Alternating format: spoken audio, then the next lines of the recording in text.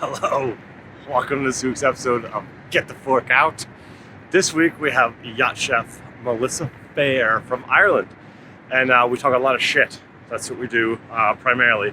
But I think one of the, besides hearing her story, one of the most useful things for the not only greenies but just female chefs in the industry is it is quite tricky to find a job as a female chef. Like there aren't as many openings as they are, say, for males. And I'm not making a controversial statement. Unfortunately, that's a truth. So, any of you greenies out there, this is a great video for you to watch on the trials and tribulations of finding that head chef role, even that sous chef role. Hope you like it. Get the fork out.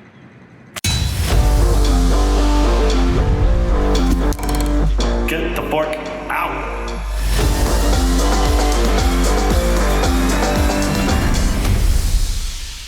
Really cool. Hello, everyone. Welcome to this week's episode of Get the Fork Out. This week we have the wonderfully talented Melissa Phair. Oh, fuck. Let me start that again. Whitney. Yeah, no, stop it. You'll fuck me up if you should put that in my head. Christ.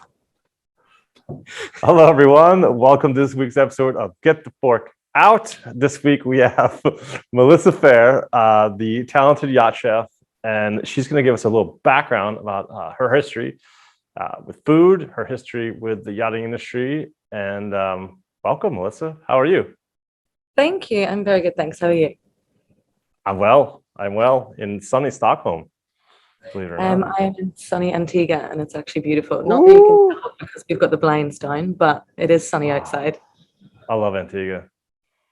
Everyone loves Antigua. It's actually my first time in Antigua, would you believe? Ooh, really? I've been in yacht 12 years, very long time. And it's my first time that I've actually branched to Antigua. I'm normally in St. Martin, or we've been Dominican Republic, or St. Lucia, anywhere but. And all my friends have been are in Antigua hanging out together, and I've always been like, one day I'm here. So I had the same thing with Antigua and the same thing with Palma. Like it took me like 15 years to get to either place, and everyone's like, "How have you been doing it this long and never been to either of those places?" But yeah, always seem to kind of miss it. Yeah. So what's your what brought you around to food? How old were you? Food. Well, my dad was a chef, so that's an easy. You guys always make the best chefs when it's like a generational thing. Yeah. So my dad was actually a chef and a baker. Wow. So that was very helpful, but we didn't do a huge amount of cooking at home because he worked all the hours that God sent. Chefs do. Yeah. So my mum would cook at home, and she was absolute, bless her heart, she's not great. Her homemade bolognese is like a jar of sauce and mincemeat because you're mixing them together, so you've made it yourself. It's made at home.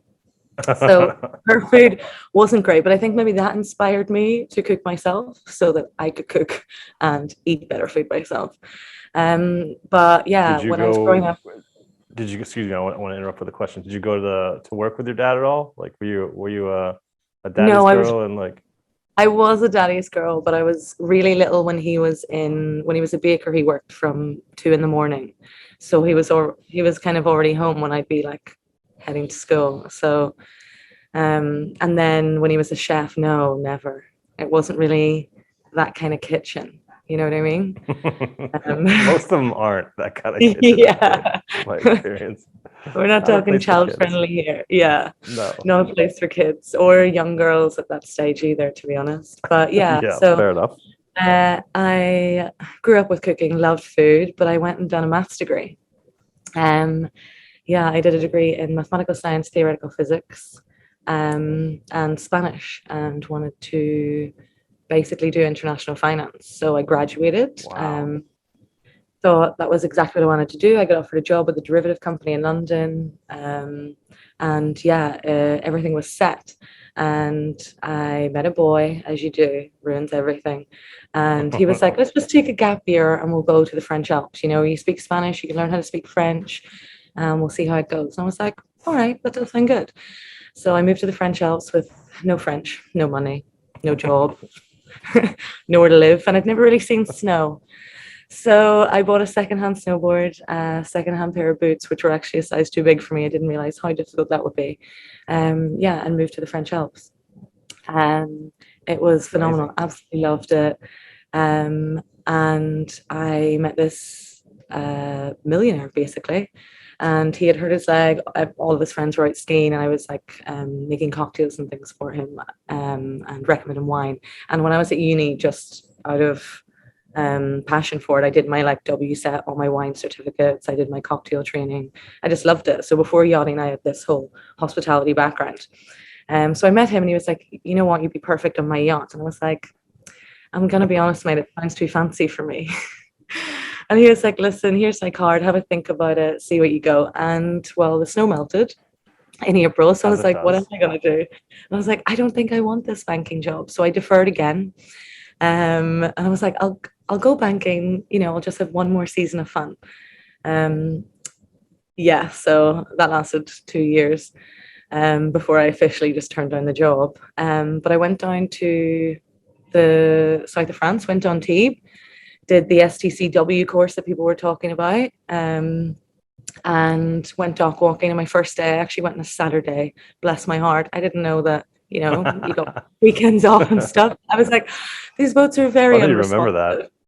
that. Yeah, I went on Saturday and was like, oh.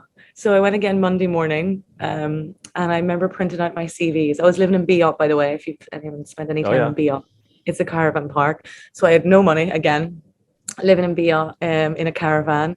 And I went dock walking on the Monday, and I met this boat. There was a girl on there who was the second stew, and she had just done seasons. So we bonded over that. We were talking at the dock, and she was like, "Do you know how to cook?" And I was like, "Absolutely. My dad's a chef." I was like, "How hard can this fucking be?" Anyway, so the captain came out, chased me down the dock. I carried on. And funny, actually, on that note, he had said my CV looked brilliant because I'd printed it like on card because I wanted to stand out. I didn't want to be thrown through the pile. And he felt it, and he was like, "Oh, it's good quality paper. It really stands out from the pile of CVs that I get." Um, Nice and one. another boat had said that to me on Saturday, and I was like, "Oh, thank you. That was a good tip. I wasn't just like the top of the pile or the bottom of the pile." He could feel the difference in the quality of the paper. So when he said he wasn't looking for like anyone to work at the time, I think I was looking just for like a stew position. I was like, "Can I have the CV back then? It's just it cost me a lot to print them, and I've got no money." Like, this is how broke we're talking. I literally had to be Oh like, yeah. "If you don't know anyone, Yeah. can I have the CV back? I only have like 10." But then this boat, the captain followed me down the dock and like called me back and was like, "Listen, we're looking for a third stewardess and a crew chef. Would you be interested?" And I was like, "A crew chef? Yeah, absolutely. Like, what have I got to do?" And he was like, "Well, you'll spend 4 hours a day just cooking for the crew. So 2 hours in the morning between 10 and 12 and 2 hours in the evening. The rest of the time you'll help with stewardesses." And I was like, "Sweet, sounds handy." And he was like, What do you cook?" And I was like, "I don't know, like sea bass." Mind you, I'm not sure if I'd eaten a sea bass at this stage. I was That was your uh, go-to answer to I sea was bass. just Something kind of exotic. straight out. And I was like, "What the fuck now? What are you gonna do?" And I was like, "Yeah, my, worst nightmare came true when he was like, 'Sea bass, okay, well, you know what? Come in and do a cooking trial tomorrow.'" And I was like, "Absolutely, I would love to." I went home and I went to my best friend at the time who was living with me and my boyfriend at the time in Beyond in the caravan. And I was like, "Hey guys, I'm a chef and I've got a trial tomorrow." And they were like, "Oh, explain this to me." And I was like, "Guys, Dad's a chef. How hard can this be?" Apparently very fucking hard. It's really hard. So I did the trial, obviously went well, they gave me the job. I spent a year there. And I just fell in love with the galley. I absolutely hated the interior. I hated it. I was just like, hated clean things. It just wasn't for me. Yeah. So yeah, I loved being in the galley. I had an interesting female head chef who was actually the chief stew at the time, married to the captain. I wouldn't recommend Interesting anyone indeed. taking on those two jobs. Nope. She didn't mind me. She hated the other two girls, but she had a little bit ounce, a tiny ounce more respect for me than she did the other girls. But it was probably because I didn't listen to her shit most of the time. I'd just be like, if she was cranky with me, I'd be like, "Do you want me to do your dishes or not? Like, do you want to clean a bath for you or should I just go to bed?" Whereas the other girls would be crying all day long, all day, tears. And I was just like, I don't know what this industry is, but like, it's weird.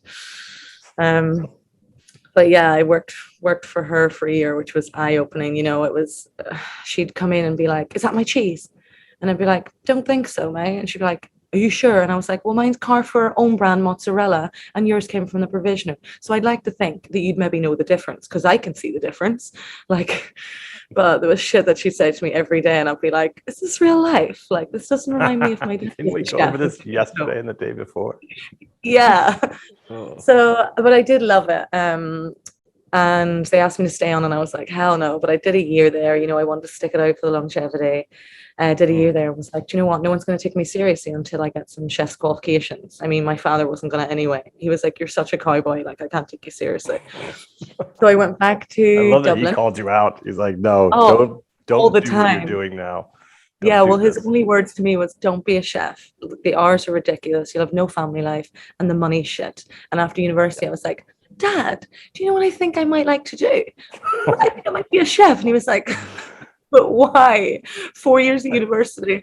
Are you just doing this to defy me?" And I was like, "Only probably 75%. So It's a here I factor. am. Here I am."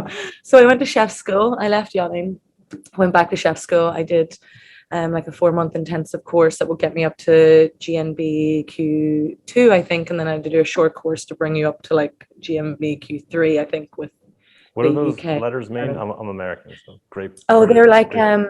I think you get the like GNVQ1, maybe. I'm a bit rusty in the knowledge. Is like your inner level. You do like 3 years in like a What culinary does art the school in the GNVQ UK. stand for? The letters Oh, specifically. I'm not sure, to be honest. I Well, should let's know. skip over that question. Yeah, Not skip over that sure. question. But it's basically the standardization of like a qualification in the UK. Yeah. You get like a level GMBQ3 or 4, and then you want to be a chef. And in your second year, you would go and stage somewhere or do like an internship, basically. Which is where you really learn. Yeah. So basically, what I did was I knew I needed a certificate before, because this was before ship's cook certificate. So no one would take me seriously because I didn't have that one, because that didn't exist. Well, it did. So I went. It did until other people brought it to the industry's attention. It's Yeah. been around since '95, and it used to be an 8-week course. Money. To make money. 8 week, was it? Yeah, to make money. Well, I've done that now. It cost a sweet, cool cam, 2.5 grand. And I don't know how many boats I've needed it on, but I've got it. But yeah, I had to go back and do a course so someone would take me seriously, and it wasn't just like a stewardess. Because back in the day, there wasn't a huge amount of stewardesses just kind of dipping into being chefs. I think it's gone like a bit like that, I think maybe in the last 6 years, it's kind of had like a bit of a shift and a bit of a change in needing qualifications, and, just a basic health and hygiene would be great. Because, you're in charge of people. Yeah, you're in charge of people's lives here. I think it's ridiculous that there isn't a standardization.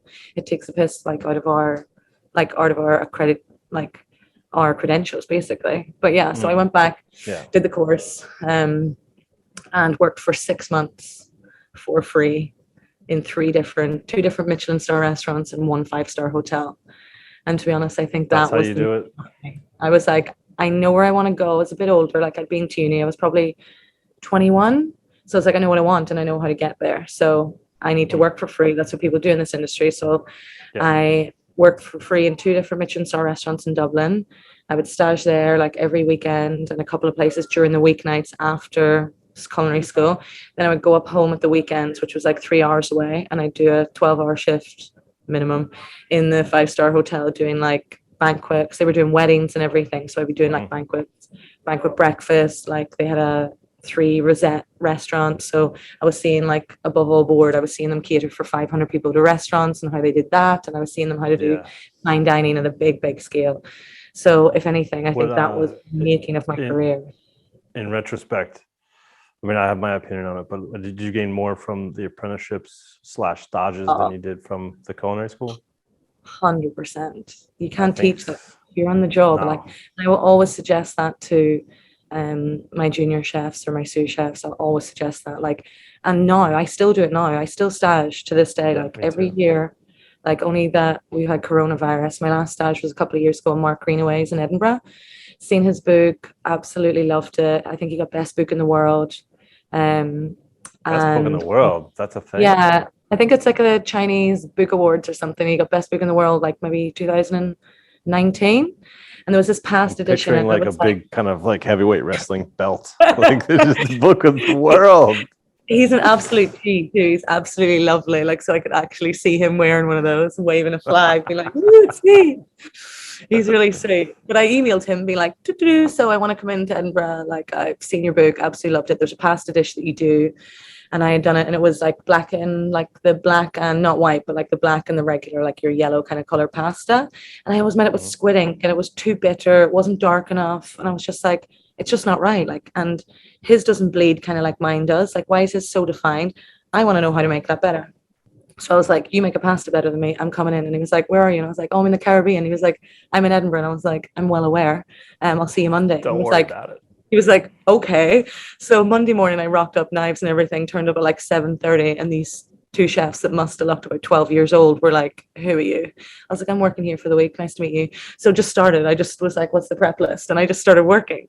Chef comes in at maybe 10:30, and he kind of does a double take and does another double take. And he's like, Melissa? And I'm like, hi, chef. And he's like, fuck, I didn't think you'd show up. And I was like, yeah, I flew in from the Caribbean last night. I'm staying in some really grimy hostel. And he was like, cool, well, let's get to work. And that was it. And it was the start of like a lovely friendship as well. But yeah, I stayed with them for just over a week, learned how to make the pasta. Carbon black, by the way, absolutely not squid ink.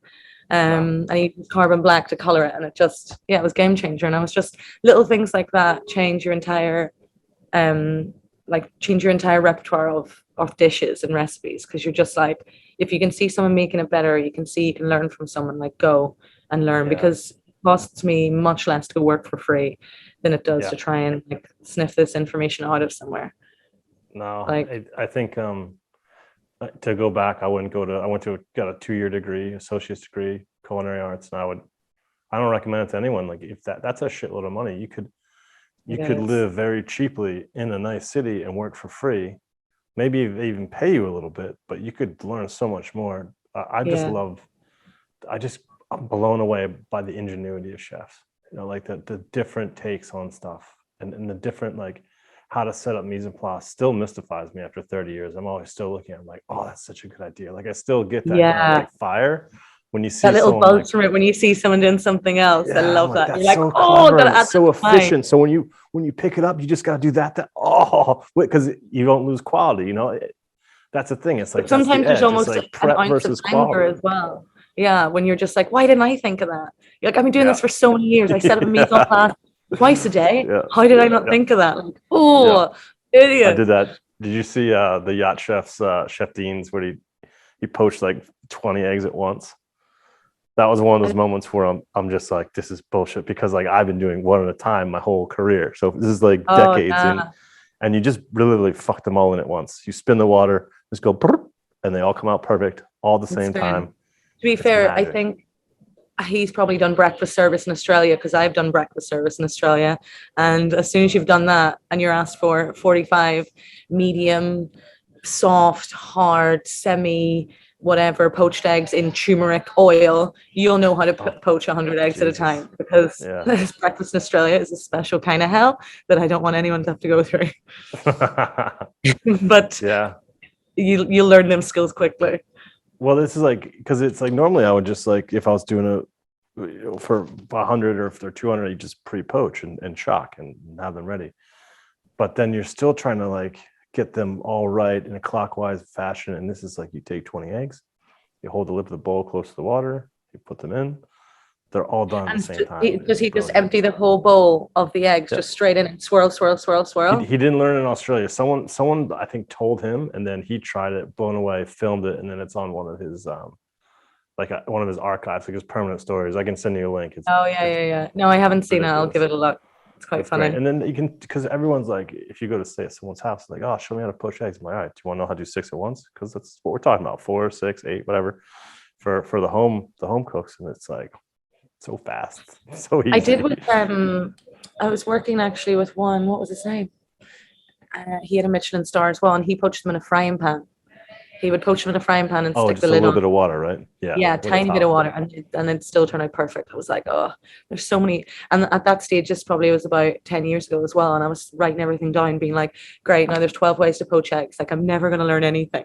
If there's 12 ways to do everything, like, how am I going to find the best way to do something? It's trial and error. Yeah, Yeah. a lot of trial and error. All right. So you did that stage, and then so now you're outside of the yachting industry, and you're staging, and you're working places for free, but you still, the ultimate goal is I want to get back on yachts. I like the lifestyle, I like the job, I like everything about it.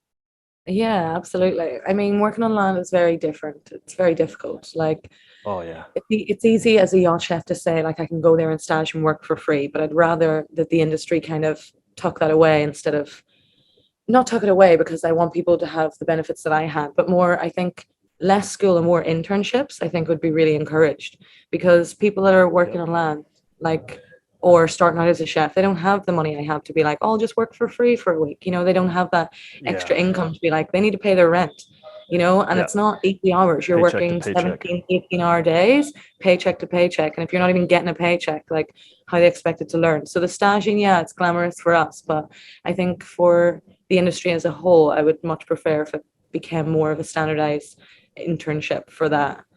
I think I see what you mean. So rather than putting so much weight in some sort of accreditation or certificate, Yeah. culinary school, university, just actually acknowledge how beneficial being a stagiaire Yeah. is. Or if schools agree. if you're paying to go to school, then maybe they can give you like, they can send you into different kitchens, get some contracts with them, and they can give you some money back from that. I know a few schools do that, and you get like a small wage because you're basically working, but it turns out like you're paying for school and you're just getting a small amount of money from working. It's almost like you're paying for something and getting paid the money back, but not even half A as little much. bit back.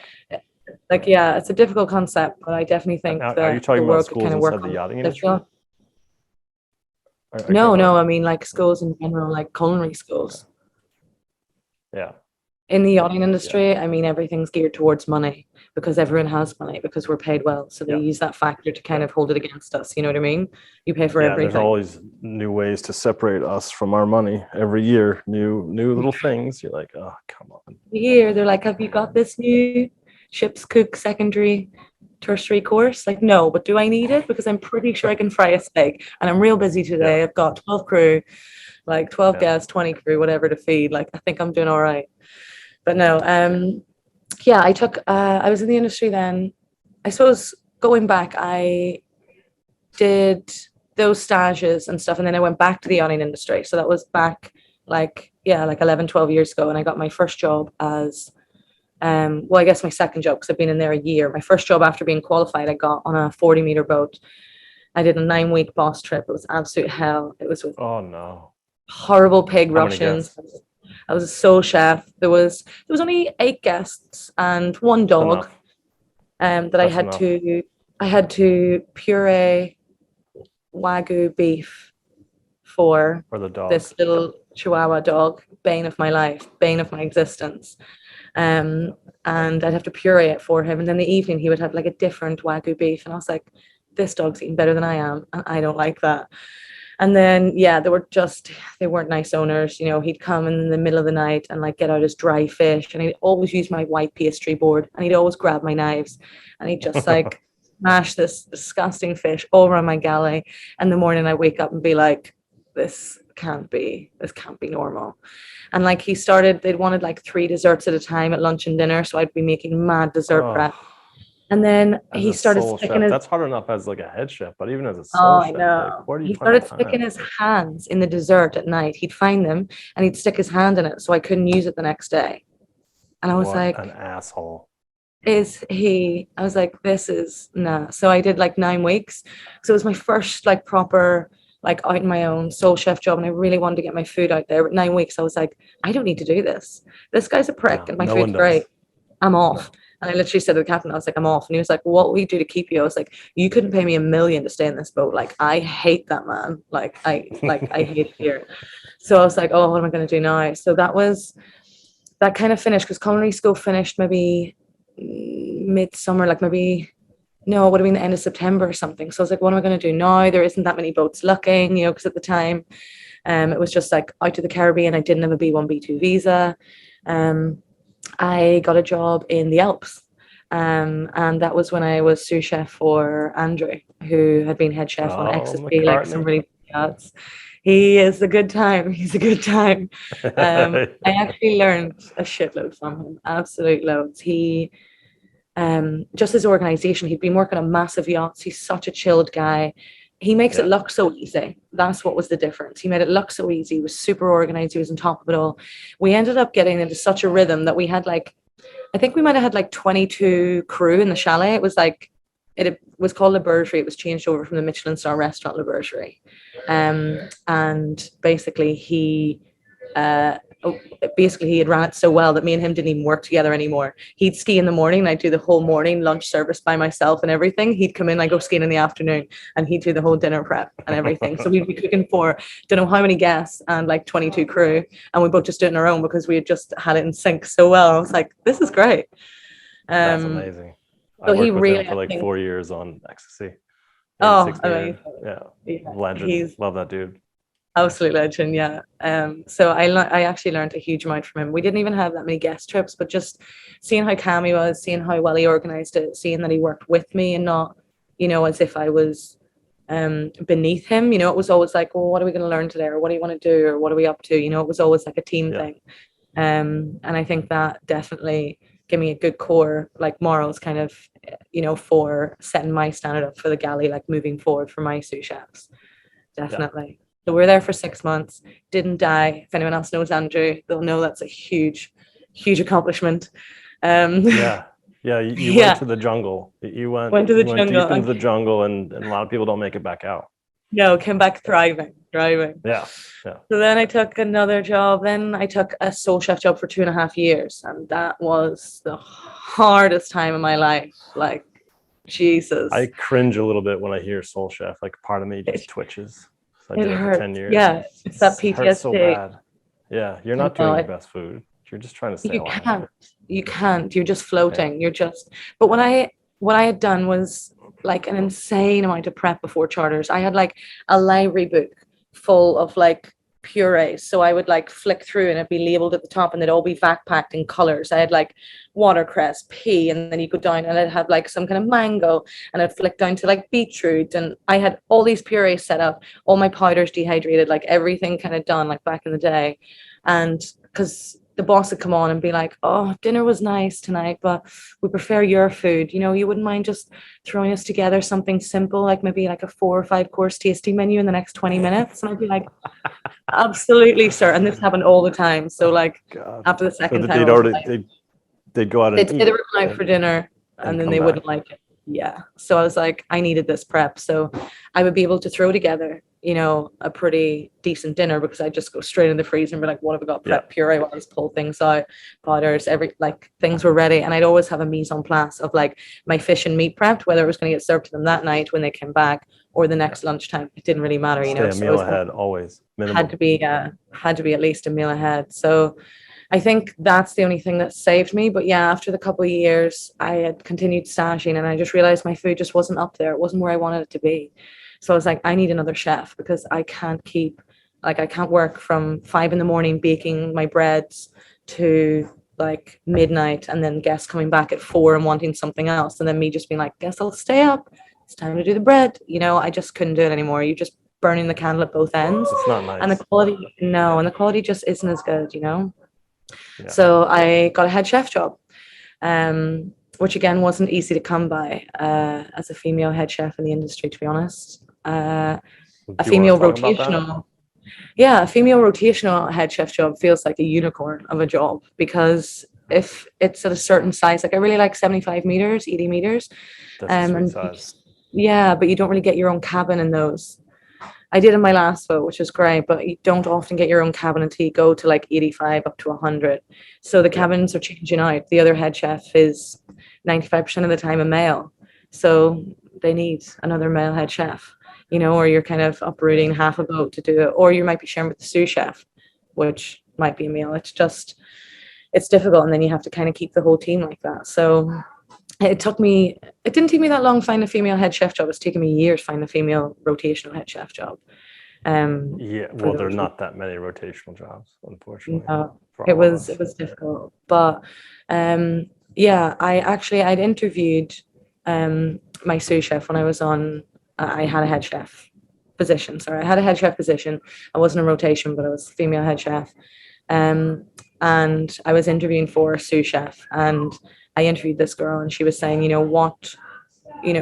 your CV sounds like you want to be sous chef now. Do you want to be sous chef, crew chef, sous chef? She'd been on like an 85 as third chef. I was like, well, what do you want to do? I was like, because I want a solid sous chef. And she was like, I said, what are your goals in the industry? And she was like, well, to be a head chef in a couple of years. And I was like, well, then you do not want to be a sous chef. I was like, because it's so much harder to climb into a head chef position. I know I did. I was like, but I'm telling you, I clawed into that position and was overqualified for it before I even got it. Like I was fighting to get it. You go in as someone's sous chef, they'll teach you everything you need to know. And when like eventually we leave, you can step up and you'll be trained and you'll be the best person in that job and in that role to step up. And I said, but say in 3 years' time, you're a sous chef for 3 years, or a sous chef, sorry, for 3 years.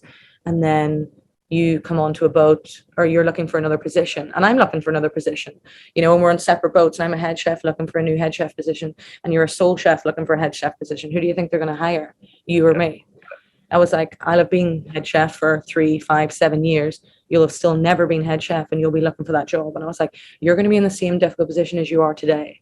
And I was like, so I don't know if I'm going to hire you, but I'm going to give you the best advice that I wasn't given, like as chef to chef and as female to female. If you want to be a head chef in a few years, go and work for a good chef and you will get that job. You're not getting that job as a sous chef stepping up. You get so much benefit out of that. You get the education, but also you're plugged into that network of the bigger boats. Like I said, I did sous chef for 10 years, but I would have, and your advice is true for males as well. Like get out of the sous chef, maybe do a season or two or a year, check it out, see, maybe, I mean, some really talented chefs love that shit and they never leave.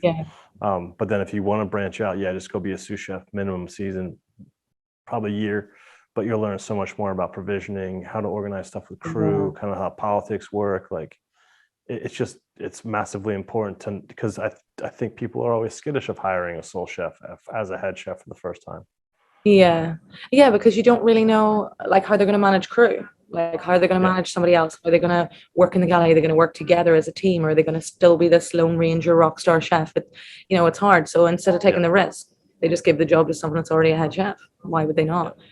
So that was my only advice to her. And to be honest, she got offered a job as sous chef and it was maybe $3,000 more than I was paying her. And instead she took the job with me. And I just left the boat and a year ago and that was the first thing they did, ask her to be head chef. So I was like, this is how it works. And I'm really glad, it's 2.5 years, a long time to see something play out, but I'm really glad it played out how I wanted it to. You did get offered the job as head chef. That's great. That's a big I told you so. It is. You're welcome. It's a good lesson. It is a good lesson. And it's any advice I would give to any chefs out there, like go and learn from someone, go and learn from a good chef. And if you don't think you're learning and you are a crew chef or a sous chef on a boat underneath a head chef that doesn't want to teach you, then go find another job. There's so many head chefs out there that do want to teach you. Every other day I'd be like, right, what are we learning today? Should we go over sushi rice again? Should we practice our breads? Like, why don't you make the breads today? Why don't you make this today? Like, you need someone that's always going to be pushing you. If you're just doing crew food every day, you're not advancing. If you're not advancing, there's no point you being on that boat. Yeah, I agree. And you also need a certain type of sous chef that really wants that, because a lot of times they'll just want to skate. Just do their food. And I've been lucky. I've had phenomenal sous chefs that have just wanted to learn, wanted to work their way up, wanted to know every piece of knowledge. We done everything together. I do crew food with them. We do guest food together. Ultimately, it'd be my dishes going out, but I'd want them to practice their techniques, practice their plating. Show me what you've got as well. Have you been thinking of a dish? Like, let's do it. Let's work on it together. Let me help you take pictures of it. Like, you don't have a repertoire yet. You need to start taking pictures of your food, and you don't get to do that a lot when you're sous chef because you're too busy drowning. Drowning, which I can't believe I did it for 10 years. I was like, I wish we could go back and change that a little bit. But it's just I can't either because yeah, I wouldn't say it's a waste of time. Like, it's created and A shaped little you as a bit. human right now, but like, a little bit. I'm like trying to make you feel that you've wasted a decade, but Ah, it's fine. It's fine. it's 5. Well, 5 years would have been fine. 5 years would have worked. Like, but 10, like, oh, you're just chasing your tail for 10 years, basically, for 5 of the 10. It- But anyway, It's it's so all hard. It is so hard. Yeah, all we've done is bitch and moan about how hard it is to be sole chef. And here good. I'm taking on a new, yeah. Would do you have any other advice for female chefs specifically, like things that I wouldn't know, or kind of maybe just the hiring process? Like, how does it You work? know what? I've been asked several times, would I be okay with working with a male sous chef? I don't know how many times you've been asked, would you be okay working with a female sous chef? I don't know if I did that's, for 4 years. yeah, but Louisa. I mean, yeah, but were you asked, would you be okay with it? Because I've been asked Oh, several times, really? like, would you be okay? Exactly. I was like, yes, I'd be okay. It depends. Is he shit or is he not shit? Because if he's Yeah, shit, I don't. The he's sex good, he doesn't can matter. stay. Don't give a fuck. That's what I mean. That's my point in the conversation is like, you'll be asked and you have to try and keep your cool and not look like, because I'm a massive feminist, but not the raging burn your bra feminist. I just mean everyone should be treated equally. The fundamental, the Exactly. fundamental like aspects of being a feminist is just everyone's treated equally. It doesn't matter. Yeah. It should be irrespective of your gender. Um, but yeah, I've been asked several times, would I be okay with having a male sous chef? Or I'd be okay if the other chef rotation was male. I was like, I don't care. Like, why would I care? Like, I care Yeah. about their quality of food. But I'm like, do they care? Is that what this issue is about? Are they gonna struggle taking like demands and stuff from a female head chef? Like, maybe you should ask them that question first. But it I is couldn't difficult. imagine that scenario on a yacht. Like, we're all like live and work together. It doesn't. But I don't know. Like, that's as a male saying, "Oh, I've never seen sexism before," so I know how ignorant that sounds. But I'm sure it Oh, exists. it's But I hot. couldn't Like, imagine. our Yeah. last boat, our captain, sorry, came in and said, "Oh, I've never seen a skinny chef before." Meanwhile, I was in the galley and he wasn't talking to me. So I was like, firstly, right here. Secondly, he was talking to my gorgeous South African sous chef who was about 6 foot tall. But he was like, "Oh, I've never worked with 2 female chefs before and a skinny chef." And I was like, "Get out, fucking get out." So, just, like, you got to take these things in the chin every single day. Like it's Yeah. still unbelievable. And a lot of the time it is, I'll be through to the last 3 people on a rotational job, and the crew chef or the crew agent has just said to me, "Oh, Mel, they've gone with the guy," or "There's only 3 people left in the interview process. The captain loves your CV. The other chef doesn't even want to interview you. They've just interviewed the 2 guys and they've hired one of them." And I'm like, he's not even going to interview me. And like, obviously I'm there, like, finding out the name, stalking him on Instagram, being like, "Oh, it's because my food's better than his. Never mind. It's okay. Don't Oh, interview me. Hire somebody else. Shit, go for it. I don't mind." But you got to take it on the chin. But there's a lot of if that's the there's case, that guy's a pussy. there's Just a lot of elevate. shit. Just try harder. Yeah, but then you don't want to hire someone that's going to be better than you and putting out better food than you, because then you're going to have to up your game. You want someone that's going to be kind of on the same level as you, so it's just you don't have to really change your ways. But you shouldn't have to worry about upping. Just up your game. Just I you know. gotta challenge yourself anyway. If it was as Like, simple as that, yeah, the yachting industry wouldn't be so difficult. But yeah, it is difficult for female head chefs. I would say for female junior chefs, go and find a good chef that you want to learn from, irrespective if they're male or female. My best head chefs have been males. The female was a crazy. She was cray cray. But I still learn from her. But make sure you're learning and moving forward and advancing. Ask different questions. Ask again. Don't feel stupid either. If you don't know how to make the bread, don't pretend you do. Just be like, "Look, No. can you explain the benching process to me again?" Okay, you just leave it there for 10 minutes. Okay, that's a stupid question. It's not. Just ask so you don't Not a fuck the stupid bread. question. It's just Ask. communication. That's it. Just ask. kind Don't of feel stupid. Just keep asking everyone questions. learns so differently as well. Like, you can Yeah. say the same directions to 2 different people and they're going to be interpreted differently. Not right or wrong, and nothing is stupid. It's just Yeah. people process information And I'd say don't underestimate yourself as well. I had like Justine from Mind We Went. I was being, brilliant throughout my career. She has pushed me to take certain jobs, and I'm like, I don't know. And she was like, "I'm going to be real with you. There are 90% of the people that have applied for this job have got 6 years less experience than you. Like, Mhm. you don't, like, you have no idea. She was like, I'm putting you forward, like this is the job for you. And I was like, okay. And she would say that men will always go for a job when they're underqualified, and she would say she would have to push female chefs to go for the job when they're 130% ready. We will not really kind of take that step in. We want to feel ready. We want to feel confident. We don't want to feel. Whereas men are just a bit more confident and cocky like that. They'll be like, I can do it, sure. And I would say I would just hope that more female chefs would take that attitude. Just fucking go out and get it. Like, get yours, do the job, you'll kill it. Have more confidence in yourself, believe in yourself. Your food's better than you believe it is. And I think that's great advice.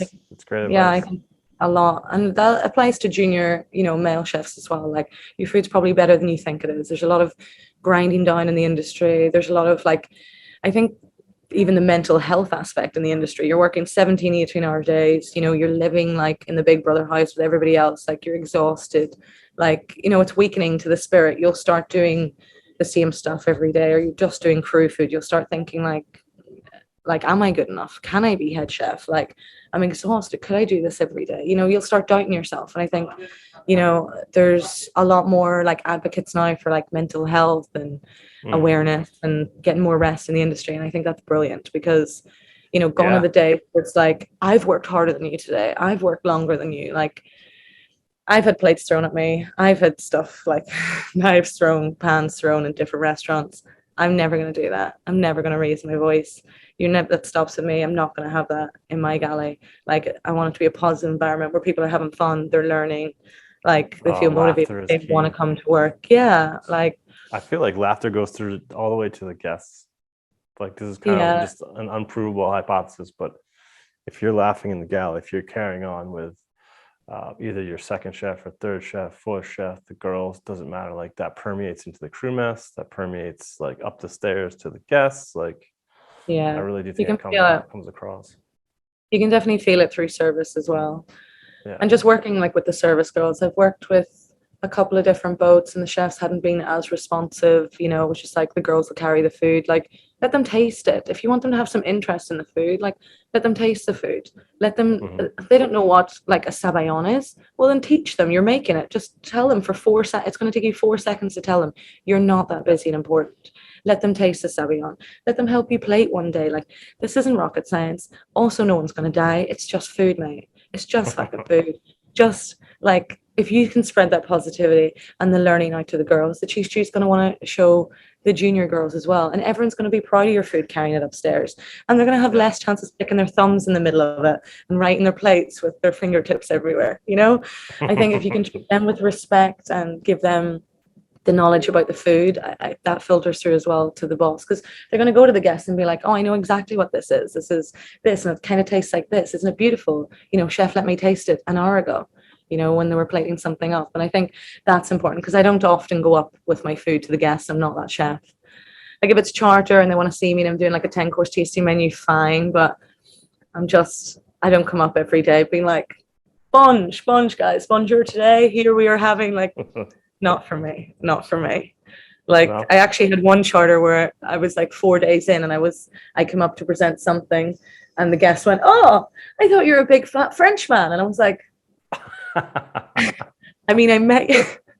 I don't know where that's come out of, but I mean, I met you on the dock the first day you arrived and I was in a chef's jacket and so was the other chef, but thank you for noticing. I obviously looked like the stew masseuse, and he thought the chef was back in the galley. But I was like, and he was like, I think I'd made him something French, and maybe that's where that came from, or the sourdough baguettes or something. It was a minor backhanded compliment that I tried to take gracefully. But my face says everything, so I don't know if I hit it well. It's like, cheers, mate. Fuck you. Yeah, I guess it was a compliment. Definitely compliment.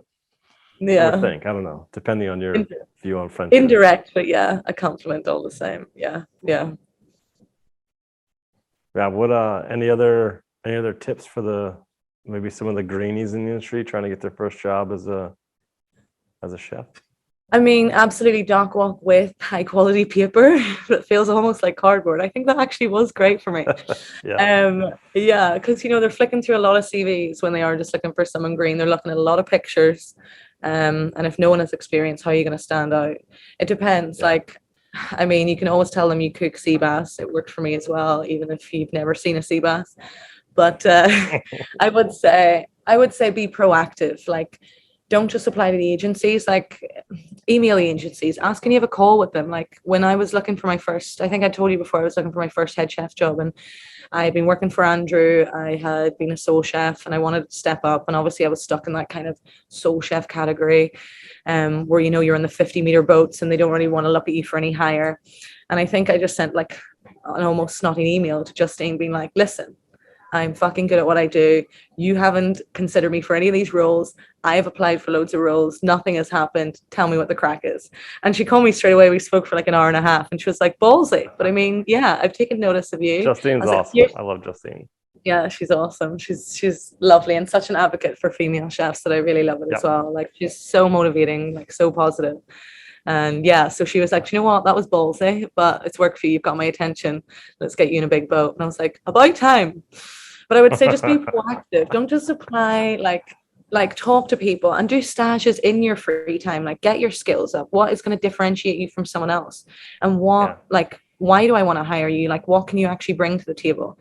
More than skill set, I will look for a positive attitude and someone's willingness to learn. And I know it sounds a bit cliche, but it's true. Like, it's so true.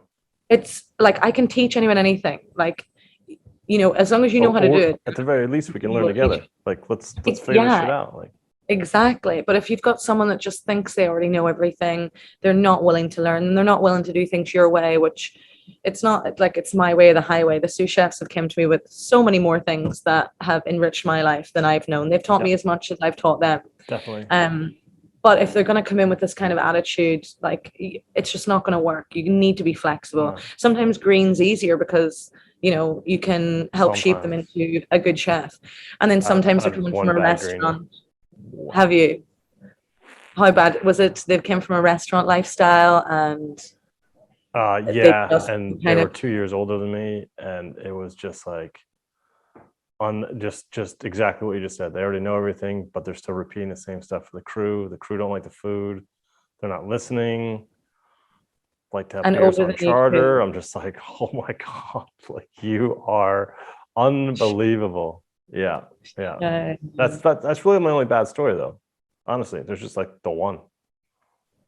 I've had 3 phenomenal female sous chefs that have all gone on now to be head chefs, which to me is like the biggest, like one of my biggest accomplishments in the industry, because I'm just like, fuck yeah, like, they're brilliant. I'd say better than I am, and I'm like, this is great. And that's what you want to do, isn't it? You want to teach someone so that they can go on and improve themselves.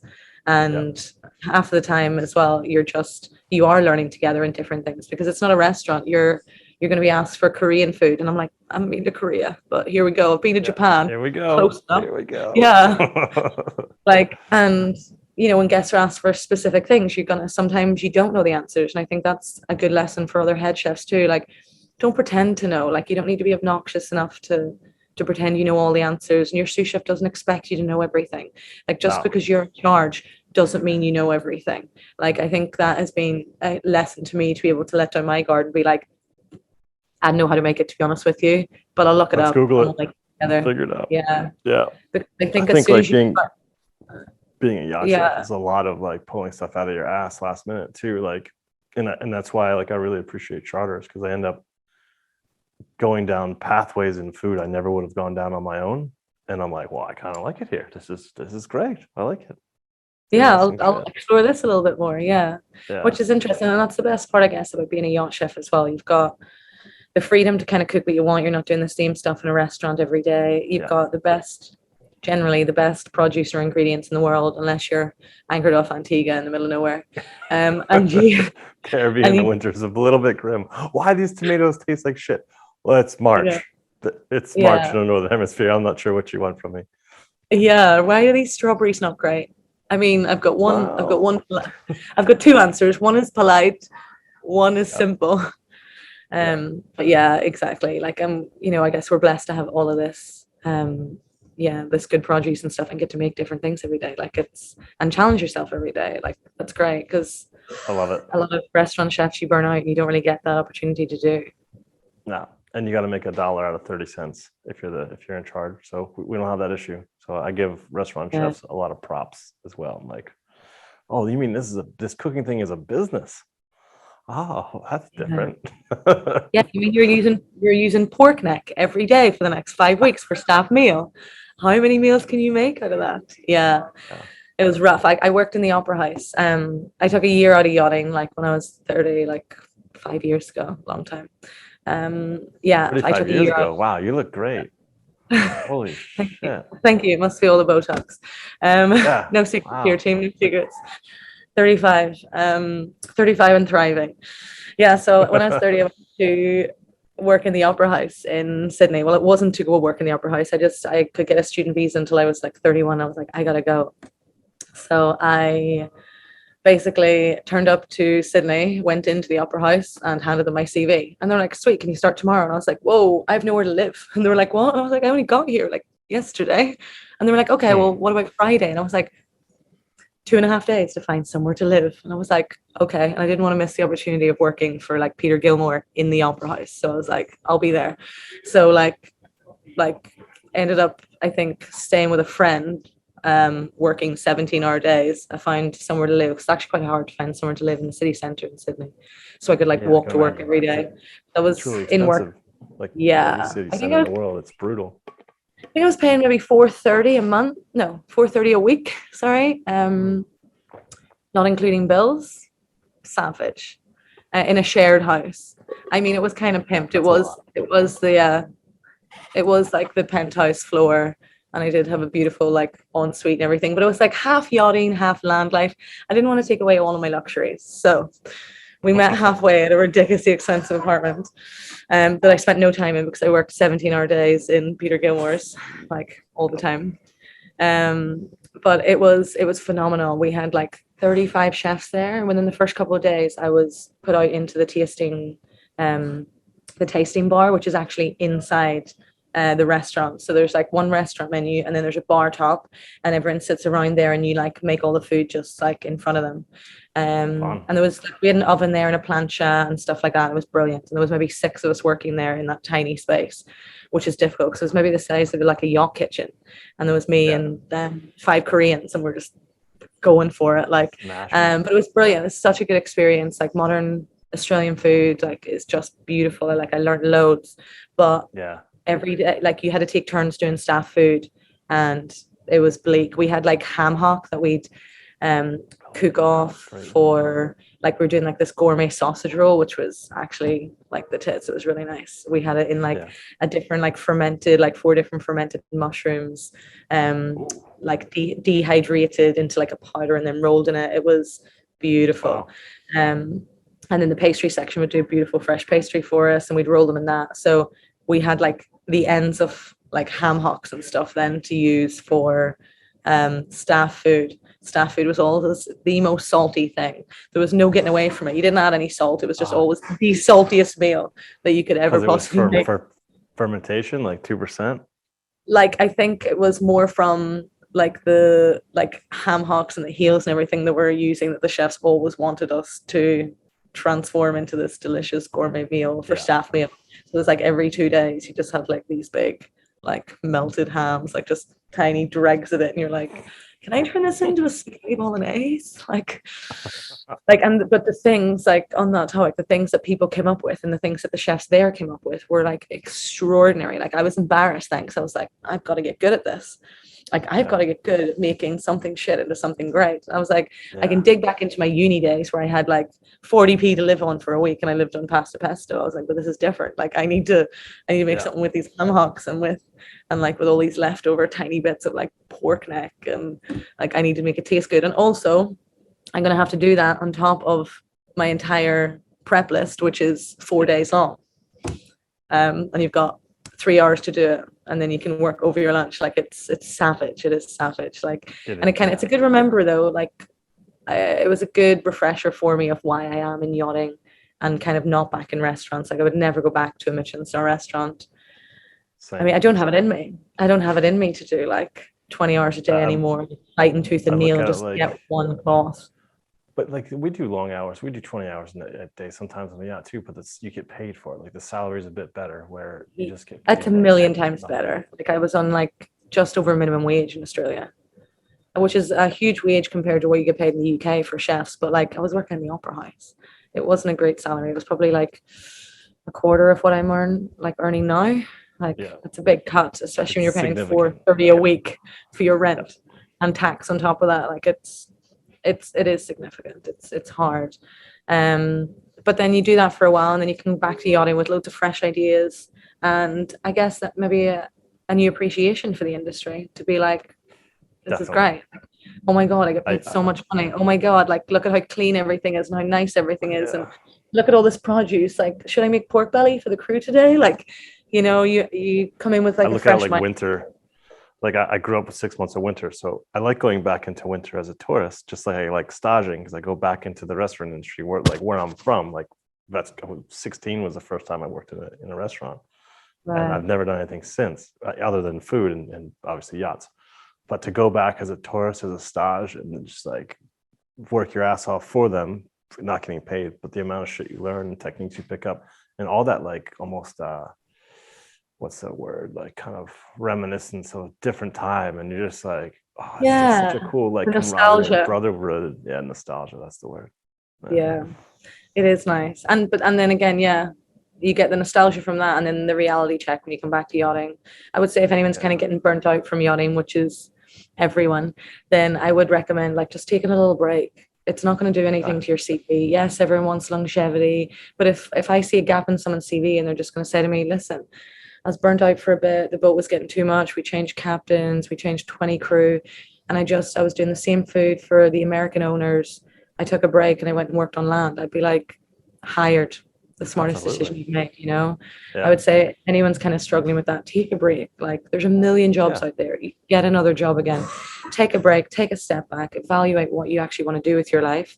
Go and work in a restaurant, whether it's for free or whether it is for like actually getting paid like I did. I just flew out to Sydney for the year. I was like taking a break from yachting for a year. I'll be back after that.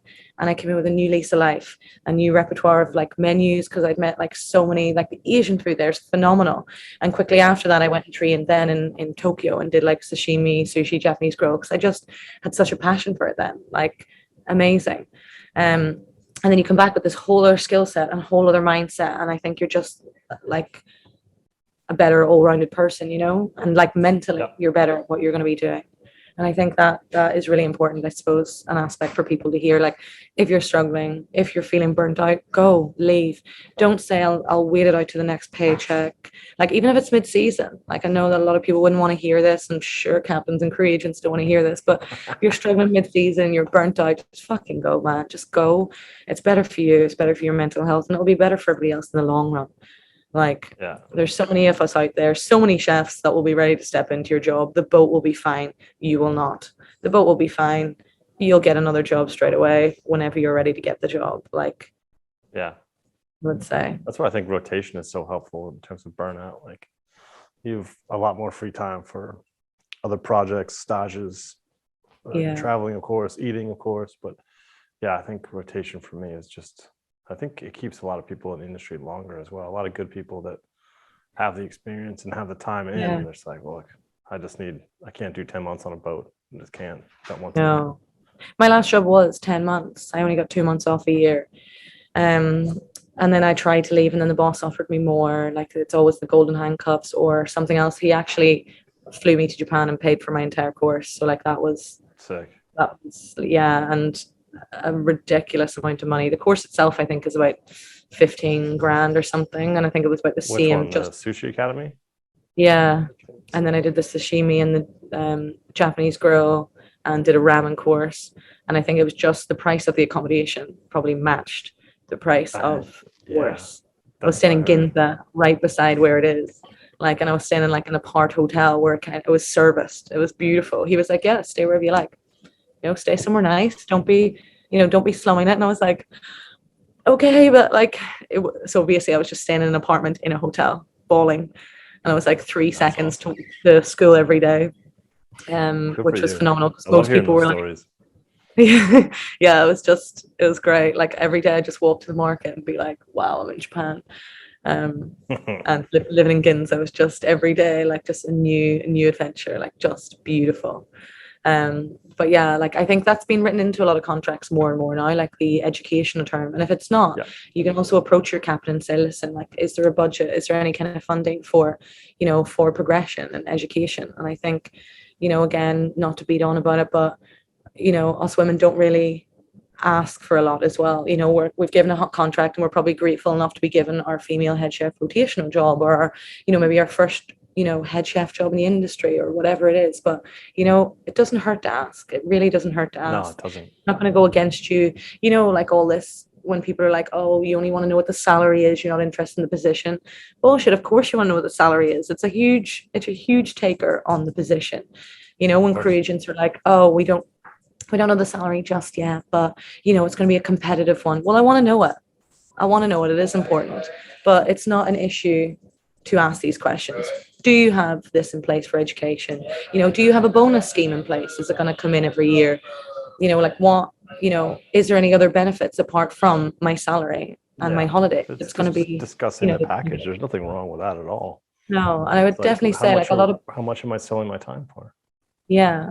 And I think that was huge for me. I had to pay it back, or didn't have to pay it back to the boat, but I would have if I hadn't stayed another year, which is fair enough. That's usually how it goes. Yeah. And that's the normal people clause. take a course and then take off, and exactly. Really fair to the rest of the people. No, exactly, or the boss himself. But yeah, I would definitely recommend people asking for that, because that was a game changer for me, and it kept me on a boat because I technically got an extra 4 months off that year, which was pretty much rotation because I spent 4 months nearly in Japan. Amazing. Yeah, it was phenomenal, because then I just traveled by myself for the rest of the time I was there. I finished the course and was like, this is cool. So I just bought myself the high-speed train ticket and just traveled all around and just ate everywhere. Every day it was just Excellent. a constant eating adventure. I mean, my bank balance was almost, like, we don't want to talk about that. I think I was at seven stars maybe in 1 week. It was. Oof. Hell yeah. Good for you. And Japanese stars. Do you have any projects like kind of coming up that you want to talk about, or any kind of business ideas? I do have a business idea. It's not related to yachting, but it is in the wings. And given rotation, it's so much easier to work on different passions and stuff like that. And I would encourage people to do that, because then you get to discover other sides of you and other like creative outputs. That's not just food. You don't have to just define yourself as food. Like, I'm a chef and this is all I kind of do. And when I leave the industry, I have to be a chef. So I'm actually launching a fashion brand, random, in probably May, June this year. It's sustainable luxury resort wear, just kind of related to yachting. If anyone knows me, they'll know what I'm like, and I like to be overdressed for every possible occasion. Like, you can never be overeducated or overdressed, and that's how I believe. So I've just always loved clothes and just thought it's a cool little project. I love having projects on the side because it just keeps me busy, keeps my mind active, and keeps me ticking over. You don't have as much time to do that for me. Yeah, exactly. And it's exciting to kind of like branch out into, a different area and see if you enjoy it. So I'm looking forward to that. Other projects I have at the minute, I'm through to Chef's Roll, have like a female head chef competition in America. And I think I'm just through to, there was 300 people, I'm through to the last 29. I think I've one more round do this week, and it's on sustainability. So I need to think of a dish basically, which it was just quite easy for me because I quite like using like the whole whole aspects of things, like the farm to table or whole vegetables. So I might do something with cauliflower. I just feel like cauliflower is the easiest vegetable to use in the world. I'll probably just brine or pickle the leaves, like maybe sous vide the stalk and just have like it as like a little steak in the middle. Maybe do like a siphon whip of just some kind of maybe like a cauliflower kind of style sabayon over the top of it, and just play with some sweet and salty flavors. I saw a really good recipe where they fried the florets, fried them in a burnout. It's just like so simple, so nice, so delicate. Yeah, I'll send you the link. It'll inspire you. And I had an amazing cauliflower dish. And amazing! Yeah, I love that. So good. I do love cauliflower. You can't fuck around. You can pickle it, it's just brilliant. Fry it, you can roast it, puree it. Goes great with truffle, goes great with fish, goes great with everything. That goes good with meat. It's a banger. And it looks great on the plate. Yeah, love it. Yeah. The first dish I did to enter the competition was a carrot dish, and it was kind of based on Claire Smith. She's like one of my all-time faves, Northern Irish, not that I'm biased. And she worked with Ramsay for what, like 15 years or something, and now she has her own place, Core, which I think was the quickest to get her Michelin stars in the industry, which is well deserved. Like, I haven't actually got to eat at Core yet, and I can't wait to get back to London to be able to actually eat there. Like, I just think she's phenomenal. And she's so chilled as well. She's got this such decorum and just such an aura about her that's just like, you're cool, like, I want to be mates with you, you know? But yeah, she basically did like a lamb, it's called lamb carrot, and it's basically like she does a carrot and like braises it in like lamb jus, and like cooks it all down, but making the carrot as the star of the dish. And then she does like a carrot, like some kind of bread with it. I think that's stuffed with some of like the lamb neck and crispy lamb pieces like on top of the carrot. It just looks phenomenal. So I did kind of like a vegetarian take on that, and I made like a sweet salty carrot bread. I did like smoked mascarpone, so you could kind of dip the carrot bread into that and kind of mop all that up, and then just did like the sous vide, like little heirloom different colored carrots, and then use the tips of the carrot to make like an oil, like a herbed oil. So kind of like using all the elements of the carrot just to like showcase the carrot. And I mean, it must have been all right because I got down to the final 29, but like, it's not Claire Smith, but I'm working on it. Do you, well, we got to go soon. I got 5% battery and I can't plug in right now. But do you have to cook again for that competition, or like is it just you see the one plate, and the one plate gets you through to wherever, and then? No, that's the cauliflower dish that I'm going to do this week. I have to get through the second finals as well, and then after that it goes from 29 to 3 people. So I'll let you know. Embarrassing if I don't get through. I like it. So that's like, yeah. I mean, go veggie, rather than something with meat. I'm going to go veggie, and using all parts of the vegetable, and I feel like cauliflower is the easiest way to do that. And it's also, they want it to be like appeasing to diners, but like doing fine dining cauliflower is just a walk in the park. It's white, it's beautiful. Everyone does it, yeah, but you can roast it and make it brown. You can buy the purple shit. You can do whatever you want with it. Like, it's so, and it's cheap and cheerful. That's the thing. Like, that's the real skill. You touched on it earlier. It's like any asshole can cook filet mignon. Like, all right, it's boring and I don't like it anymore, but like it's the cheaper stuff. It's the pork neck. That's the craftsmanship for sure. Cauliflower. It's all about the flank steak. It's all about the flank. Cheapest chips. Cook it quickly. That's it. I go skirt over flank every day, all day. I just think it's beautiful. That and a chimichurri. That and the chimichurris, I think, probably my go-to meal. That'll be up there with one of my last meals, I think. Really? Chimichurri, yeah, very Argentinian of me. I'd obviously have an Argentinian red as well. You got to go full in there. Oh yeah, I wouldn't. Yeah, exactly. I wouldn't cut myself short on the glass of red wine to go with my steak either. But that'd be one of my final meals. Would that be your last meal? I think it'd be up there. Yeah, just simple steak, rare, beautiful chimichurri. Obviously, some sort of potatoes. Again, I'm Irish. Can't fault the spuds.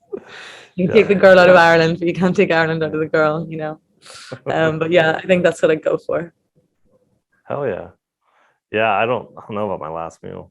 I think just like, I don't know. I had a more elaborate question for a last meal question, but it's too late now. We've already delved into it. But I fucked it up for you. I don't know. Just simple. No, you didn't at all. Just like a hot croissant with cold butter, I'd be stoked. No, just make myself sick on that, and then that's it.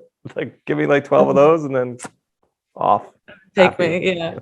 Or just the casual galley. The more elaborate is, give me a tasting menu by some long dead chef, or just a current one that's really hard and inaccessible, I think.